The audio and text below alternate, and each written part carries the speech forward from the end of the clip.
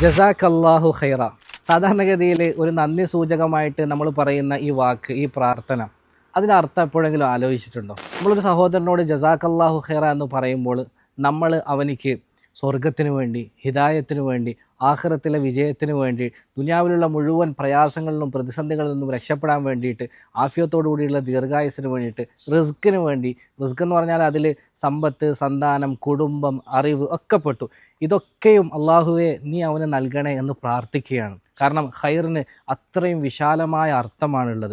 അതുകൊണ്ടാണ് റസൂലുള്ളാഹി സ്വല്ലല്ലാഹി അലൈഹി വസല്ലം പറഞ്ഞത്, ആർക്കെങ്കിലും എന്തെങ്കിലും നന്മ ചെയ്യപ്പെടുകയും തിരിച്ചതിന് പകരമായി അവൻ ജസാക്കല്ലാഹു ഖൈറ എന്ന് പറയുകയും ചെയ്താൽ ഫഖദ് അബ്ലഗ ഫിസ്സനാ, അവൻ ഏറ്റവും നല്ല രീതിയിൽ നന്ദി പ്രകടിപ്പിച്ചിരിക്കുന്നു എന്നാണ്. ഉമർ റളിയല്ലാഹു അൻഹു പറയുമായിരുന്നു, ഒരു സഹോദരനോട് ജസാക്കല്ലാഹു ഖൈറ എന്ന് പറയുന്നതിൽ അടങ്ങിയിരിക്കുന്ന നന്മകൾ നിങ്ങൾ തിരിച്ചറിഞ്ഞിരുന്നുവെങ്കിൽ നിങ്ങൾക്കിടയിൽ അത് പറയുന്നത് നിങ്ങൾ എപ്പോഴും പതിവാക്കുമായിരുന്നു എന്ന് അദ്ദേഹം പറയുന്നുണ്ട്.